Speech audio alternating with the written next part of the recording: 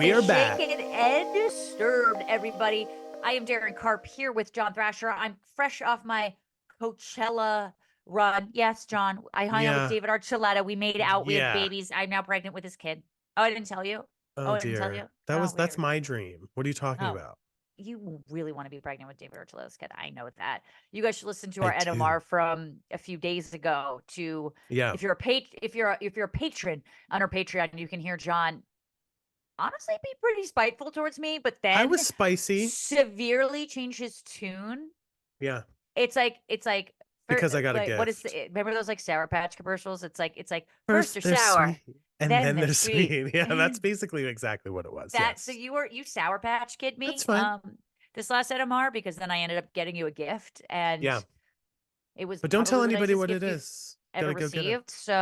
Yeah. So, you changed your tune, but it's good to be back. I apologize that John wasn't on last week. We decided to put him in the corner because he was just an awful human being. And so I had to give him a little bit of time out to record and John let me take it solo with my Mm. friend Sarah. So, yeah, John, do you want to tell anyone why you just ditched us Well, or it's funny you just don't want to do the podcast anymore? What's well, it's interesting? just That's interesting. to be honest, the time changed and I couldn't make the actual new time, but that's fine. And you know what? I What do you was have a thinking job? What do you have a life? What do you have I know, friends? I Ew. know, right? I was listening though. It's funny. I was excited because once I finished the edit of the episode, because I'm like listening when I'm editing, but like really, I kind of wait till it's finished and then I go and listen. Which you did a 'Cause- great job. Thank you so much for oh, you're editing. welcome. It's Yes, yeah. yes. And I was listening to it while I was putting together my new standing desk, by the way. So I've got a Oh, bigger I had a situation standing here. desk as well. Yeah, I Oh, remember. I think is it the same yes. one you had in New York? Yes. Yeah, Yes. I remember that. I never used it as a Amazon. standing. That's where I got mine. And I was putting it together and I was like really enjoying the conversation. I thought you guys did such a great job, you and Sarah. And shout out to Sarah. Sorry, Sarah, couldn't make it on the show. Hopefully we can be friends. But yeah, guys, go listen to that episode. I think that you guys both really dug into a lot of the like really intricate parts about like wrongful convictions and even the jury pool conversation was interesting. And I think a lot of the conversation around stereotyping and like what makes a killer. Is it just how he looks or is it something else? Is it just that he went in and out? There's a Right. lot of different things like that. So great And she job was with really that. able to explain. Wanted to thank Sarah. She was able to explain to a layperson, as I like to call myself, Yeah. just certain things. Is it okay for cops to lie to people? How often does that Yeah. happen? Is that legal?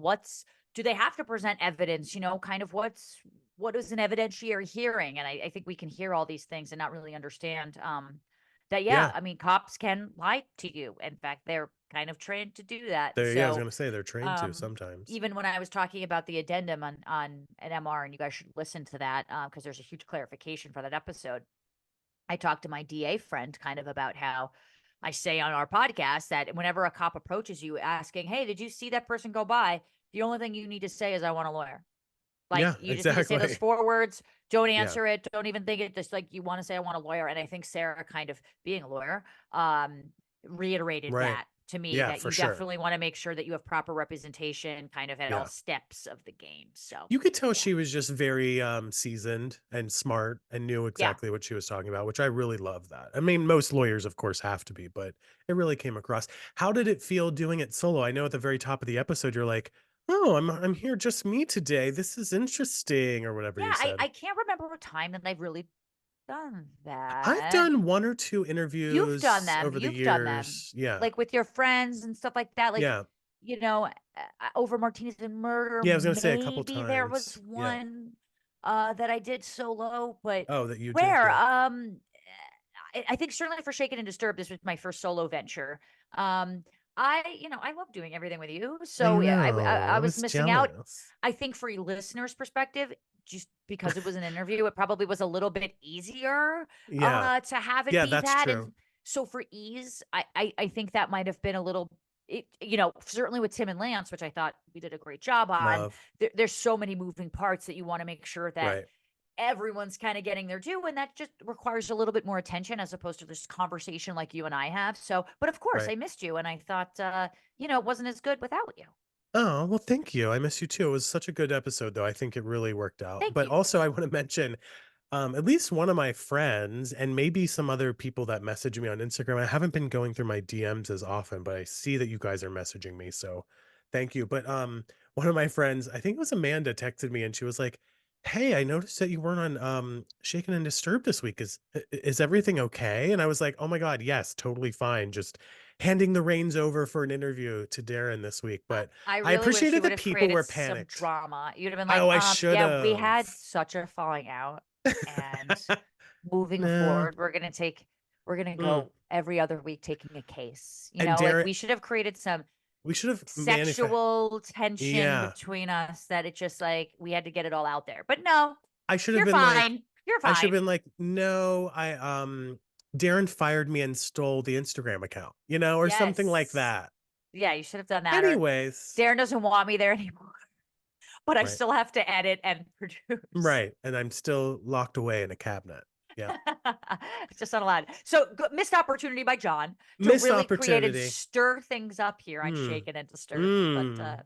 Anyway. all right, guys. So before we get into this really old case, I just want to say that there's a little bit of harsh language. There's a little bit of harsh imagery that kind of takes place in this case. And I just wanted to give, especially parents out there, maybe just a touch of a heads up that we're going to be talking about some pretty gruesome shit up top. So just a little FYI. Yeah, specifically connected to children. So if that's very triggering to you, maybe, skip through some of this, but just want to give everyone a heads up at the top of the show. Yeah.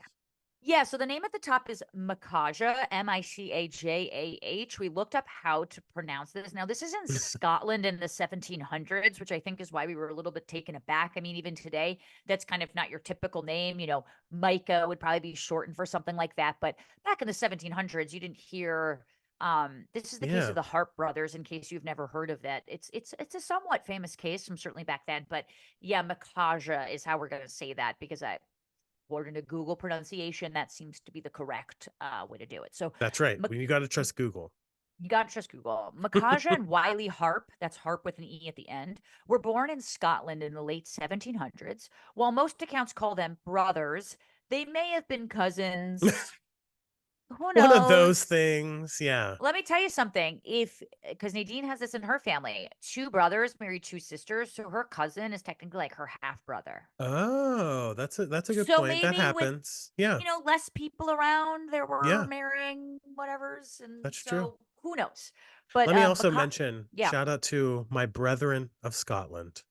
That's where my Oh family yes, heritage that is is where all the Scottish. Thrasher, that is where Thrasher the family. Thrashers Yep. come from. That is where That's you right. hail from.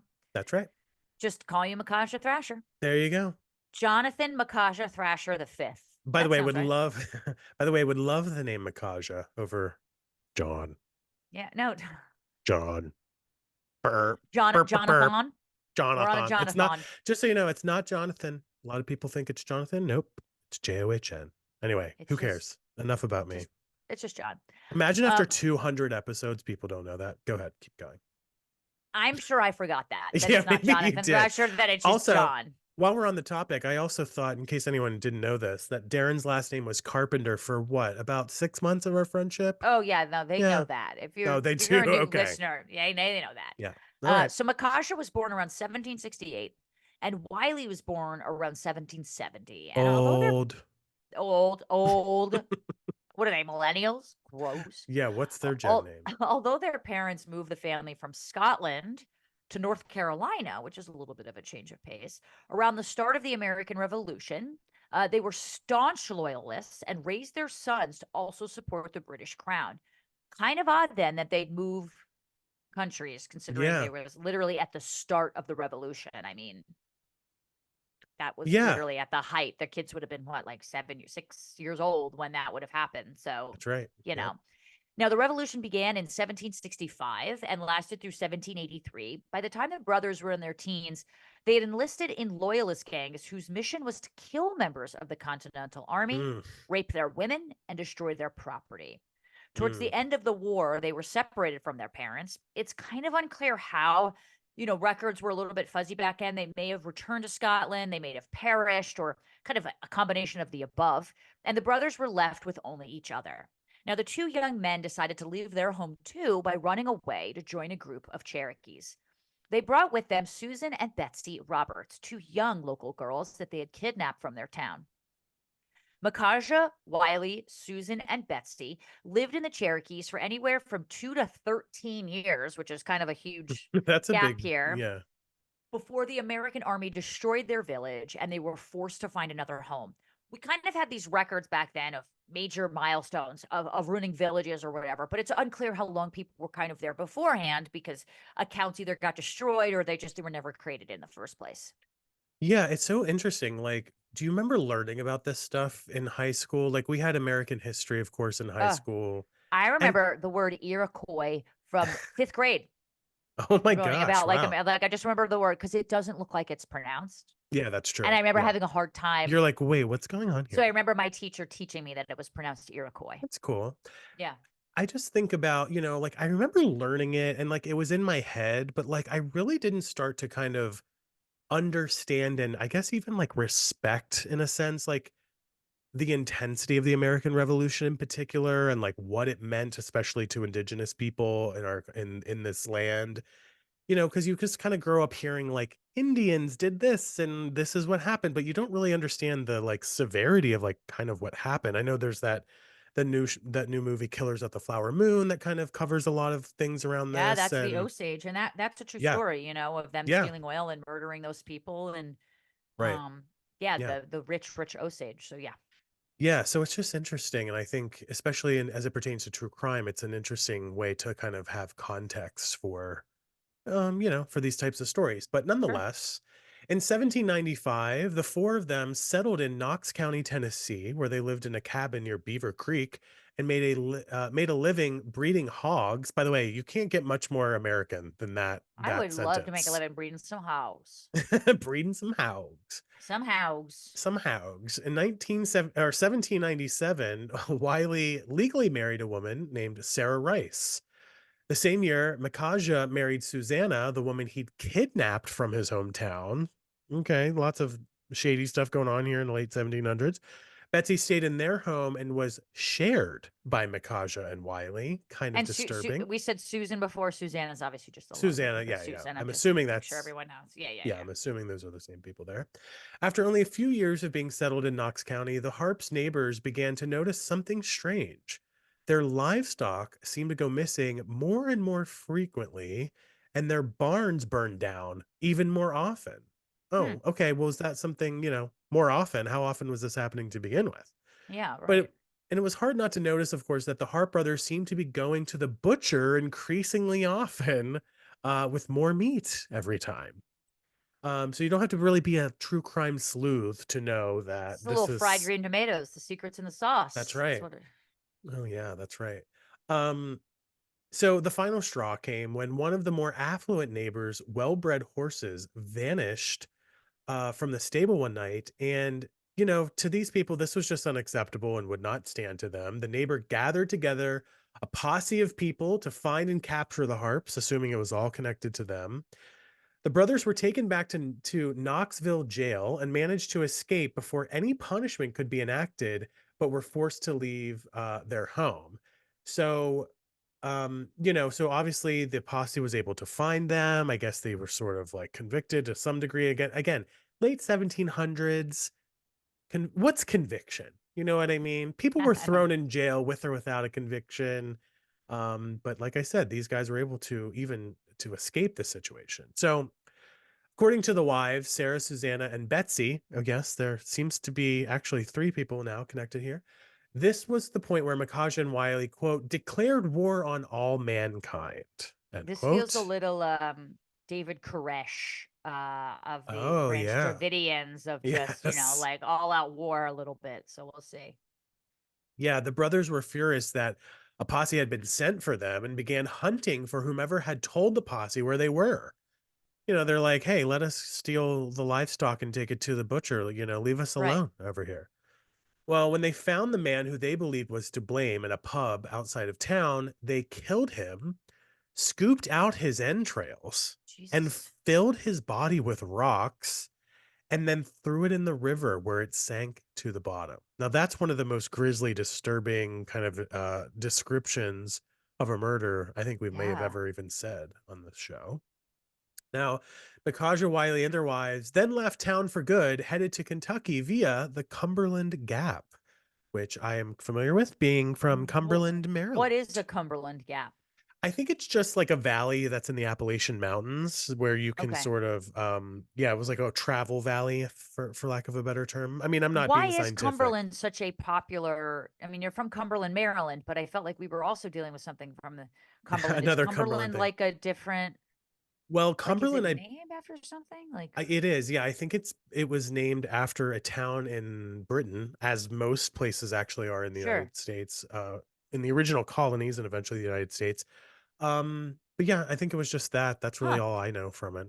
I'm not a Cumberland Interesting. expert. But it's in Appalachia. Yeah, I think so. Yeah. Yeah. Why don't you look? So I'll look it up while you. Cumberland Gap. Yeah. Yeah, So, Cumberland Gap. they're headed for Kentucky via this Cumberland Gap. And on their way, they ran into three men, two men on their way from Maryland, and a lone traveling salesman. The brothers murdered the salesman and robbed him of his wares. They also shot and robbed the two travelers from Maryland, splitting open one of their heads when he didn't die right away from the gunshot wound. Wow, Oh, these guys great. have just I guess they're Wonderful declaring people. war on all mankind, essentially. Yeah. But when the family arrived at an inn, they found themselves penniless. A helpful stranger named Stephen Langford offered to pay for the family's room and board for the night, but rather than simply just accept this, uh, kindness, Micajah and Wiley began sizing up the man and trying to assess how much abundant coinage he might be carrying. These are not what I call long term planners. They're sort of just short term thinkers. They want that quick Yeah. fix. They're not thinking maybe to befriend this guy and get money from him that way and kind of use him. But no, they're not that that would be good either. I'm just saying. Yeah. Yeah.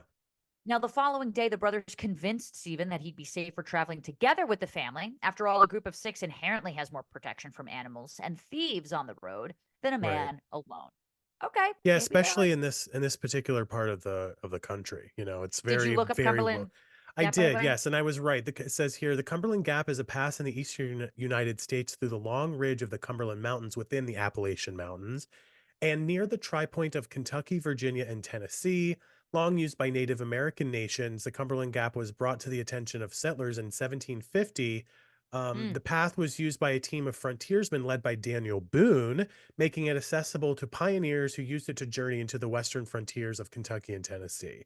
So, Okay, so this yes, it is was, yeah. newly discovered by the time that they're kind of Yeah. doing this, 25 years roughly, give or take. Okay, Because so by the way, it's easier to travel through a gap like this than it would be to, travel up and down mountains to for go obvious around or reasons. Yeah. right, of course. Now, Stephen agreed to this lone guy, and the group set out together, this group of six. His body was discovered by cattle herders Mm, cattle yeah. herders several days later, stripped of its valuables and money. Now, another posse was formed to track down the Harps once again, and the family was captured on Christmas Day of 1798 and sent to jail in Lincoln County, Kentucky. Once again, Micajah and Wiley escaped jail, but left their three pregnant wives behind. The women were eventually tried for Stephen's murder and were found not guilty in April of 1799, but all three were held in custody long enough that they gave birth in jail. Wow. Gentlemen, these guys are gentlemen. Yeah, such gentlemen. You also wonder like what their connection is specifically, like although they were found not guilty, what exactly was their participation in all this? I guess if anything, they Well, were they were held captive. aiding. I mean, the only one that Yeah, wasn't that's held true. captain was the actual wife that he had met, and I kind of wonder what she thought of that. I mean, again, different times, but I kind of do wonder that. Now, Yeah, I upon mean that sorry to interrupt you, but yeah, that's so true. Like we have to really think about the context here of it being 1799. I mean, it really is a and very they're seeing different these guys society. kill people. I Yeah. mean, who knows? I mean, it's hard to say, but upon their release, the wives were treated extremely well by the Lincoln community, who gave them enough money, supplies, even a horse to get to Knoxville and start new lives without these terrible brothers. But as soon as the women left town, they traded their new horse for a boat, which they used to travel down a nearby river to a prearranged meeting place and joined back up with the husbands. So, however guilty they are, it could be Stockholm syndrome, could be a number of reasons. Beaten wives go back to their husbands all the time. That doesn't mean that they're guilty of anything outside of maybe just emotional distress or feeling like Right. they need to. We don't really know, but we do know that given their chance for freedom, these women did not take it.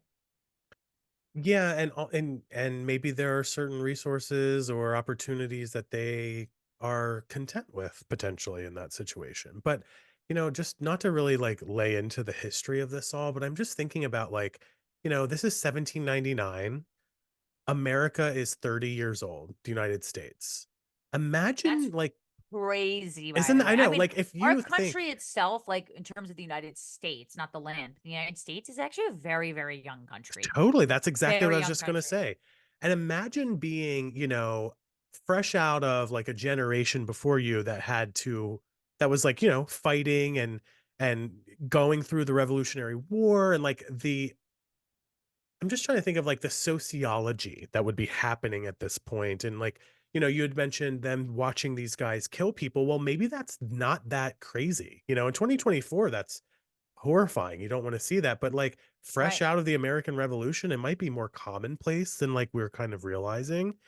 And that's what I was kind of touching on earlier too about the conviction versus just throwing people in jail. It's like maybe killing people just wasn't looked at in the same way that it would be today. I don't know. It's just interesting these kind of historical cases and how they play out.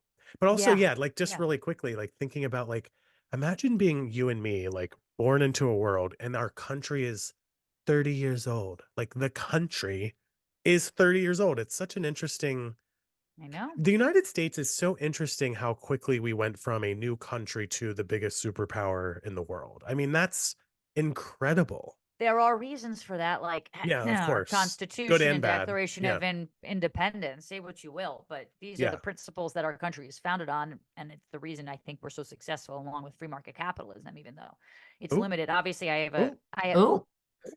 I have a reason. I have my theories about that. Pulling people out of poverty, but Yeah. yeah, I It's mean, interesting, right? Just this is something to why I think get a about. little upset when people are like, "Well, if this person's president, I'm leaving." I'm like, "Where are you going? There's no better country than this country right here. Where are you Where are you going? heading, babe? Where are you headed?" I'm not saying that this country Yeah. is perfect, but like, where are you going? Yeah. What you It's doing? just You yeah, know? just interesting context to think about there as we Yes, discuss the rest absolutely. of this We're a case. young country. We're a young country. Very young.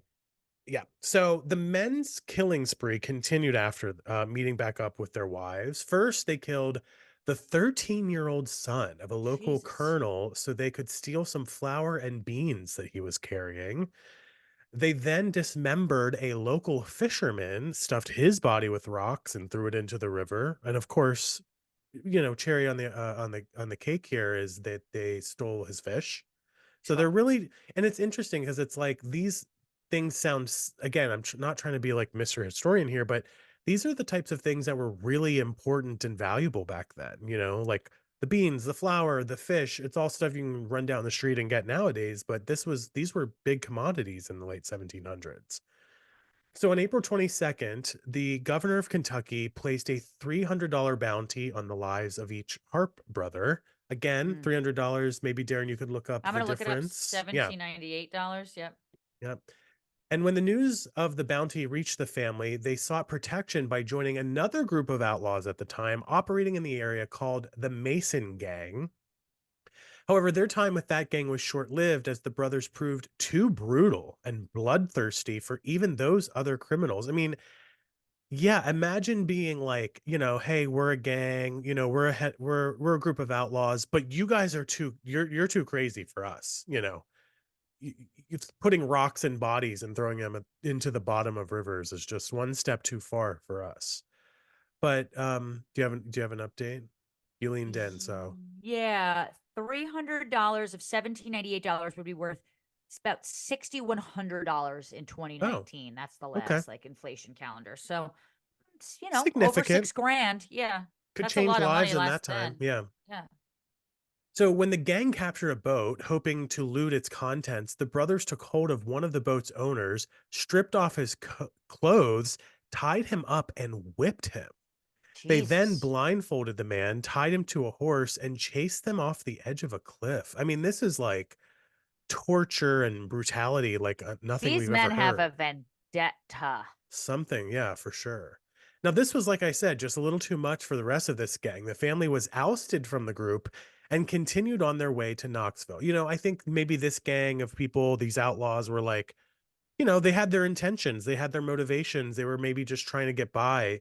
they weren't trying to torture people, you know? I mean, that's a Right. whole other level of brutality. So, Micajah and Wiley continued their murder spree through the summer of 1799, killing solo travelers they happened upon and stealing whatever they happened to have on them, often quite small quantities of food or possessions. I mean, these guys were basically like, we won't ask for it. We're just going to kill whoever we see in our Right, path. Yeah. exactly. It's ours. Right. Yeah, it's ours. Yeah. Around this time, they began using the community's hunt for them as part of a tactic to lure in new victims. The family would pose as a posse who were out looking for the Hart brothers. When they came across small groups, they would gain their trust by inviting them to join their hunting party. Hmm. You know, they're none the wiser. There's no maybe like, They were television or internet they to were pretending see. to look for the people that are really them Yeah. to gain Yeah. people's trust. Yeah. Be like, hey, have you heard about those people? Even Right. Have you though seen they John and Darren? Yeah, they might fit the description, but maybe these Right. people don't know anything. But nonetheless, they would eventually then kill them and then steal all of their valuables while their victims' guards were down. So very, disgusting way to kind of kill somebody. Yeah, horrible. In one similar instance, the Harps came upon another set of brothers traveling together. This was Robert and James Brazel. The family asked the Brazels to join the hunt for the Harp brothers, and the group went into the woods to search. And you might know what happens next. Well, in the woods, the family then turned on the Brazils, of course, accusing them of actually being the Hart brothers. This is the biggest, like, gaslighty thing. Like, this Manipulation shit is to the fullest gaslighty. extent. The Yes. family captured Gaslighty. and tied up James, but Robert was able to get to his horse in time, outrun the family, and ride away for help. Robert Wow. rode out for 10 miles before finding someone to come back in the woods to help him and his brother. I don't know who would come back in the woods after 10 miles and be like, "Hey, can you come back and help me get these like killers and Well, these and then guys?" like Like, and to assume that like, 10 more miles later traveling back that they'd even be in the same space, the same, exactly. that's tough. Well, when they finally did return, they found that James unfortunately had been beaten and his throat had been slit. The same month, the Harps murdered at least another 14 people, a man named John Wow. Tully, another man named John Graves and his son, and the entire Triceword family, composed of at least 10 men, women, and children. Wow. Fucking A. I mean, talk about serial killers. I mean, these guys Yeah. are Truly. prolific in that sense. The bodies of each victim were found stripped naked and just horribly tortured. Mm. That's what I don't understand is like if these guys are poor and want to strip them of their stuff, like okay, they're robbing these guys. Why the torture? Why That's what I don't the get. why the Yeah. whipping and the, engorge your insides and fill them with rocks? Like, why all this? The only thing I can think is maybe it's some kind of power trip, like, "Look what we can get away with, look what we're able to do." Especially being brothers, maybe there's even some kind of masculine energy here that's like, "Let me show you what I can do." I might be better than you, I might be more powerful than you. I mean, we don't have any of that kind of explanation or research here, but yeah, I mean, it's a particularly horrible way, and it's, like, over and over again. I mean, here's just as you just said, Darren, 14 more victims. I mean, what the Just hell? casually though, like a whole family. Yeah, And just stripped naked and tortured? That just seems yeah. just crazy. Now, the brothers also killed a young woman named Sarah McClendon by cutting off one of her legs, Oh my all of god. her toes on her remaining foot, then decapitating her. Wow. During the following month of August of 1799, Micajah committed the only murder he came to regret, that of his own fucking What infant. a monster, When the truly. baby cried too much and wasn't able to be silenced, Micajah threw it against a nearby tree, later stating, quote, "It cried and I killed it. I had always told the women I would have no crying about me," end quote. Well, of course. That's Now, while horrible. three of the Harp's children seem to have survived to adulthood miraculously, the rest were likely killed in similar ways for similar reasons. Yeah, that's really horrible. The family continued traveling through Kentucky, sometimes touting themselves as a hunting posse, and sometimes disguised as preachers looking for hospitality from the community. So now they're like, taking on whole new identities. And, as Darren said, it's very gaslit. I like that word. It's very gaslighty. Yeah. One evening, they came upon a cabin belonging to a young family, and the lady of the house offered the traveling preachers that they tried to say that they were somewhere to stay for the night. By the way, the preacher's thing is interesting too, because now you're going to gain sympathy from people. Well, and 1799. who's not going to let like a, I mean, I wouldn't, but who's not going to let a preacher in? You know what I Well, mean? that's what I mean. 1799, America was extremely religious at that point. So they're like, oh, come, let us help you. And I'm sure a lot of Americans at that point were thinking, maybe they'd get some sort of like religious blessing out of Well, doing and the there's help. not news to be like, be on the lookout Right. for That's where these yeah. guys, you know? Well, everything seemed to go smoothly until Micajah was unable to sleep due to his host snoring. So can you guess what happened? He killed him with a tomahawk. Now, this is the only justified killing that I can see in this entire group because if you're snoring, like people on Listen, planes, figure it out, especially, hate to say it, a lot of overweight men, figure it the fuck out it's true who though. love to snore on a Yeah. plane. It's Yeah. just like stop doing that. Like Let me tell you something. figure it out. Sleep upright. I don't know what to tell you. On that note, last year I lost about 30 pounds. And I will say, I never snored, but I definitely could tell I was like, certain angles you fall asleep, it just has a different kind of effect. And I noticed my sleeping got a lot better. And I think that's I'm the sure it reason. did. Well, Yeah. congratulations, by the way. 30 pounds. I Well, didn't even, you look great. But, well, on thanks. planes, Yeah. it tends to be that. And I'm not Yeah. saying it's all overweight men. I'm just saying, like, it tends to be overweight No, men it's true. who do this, who just don't give a fuck. And I'm like, do you not realize that you're waking up the entire, like, people cannot sleep on this flight because you were just snoring away?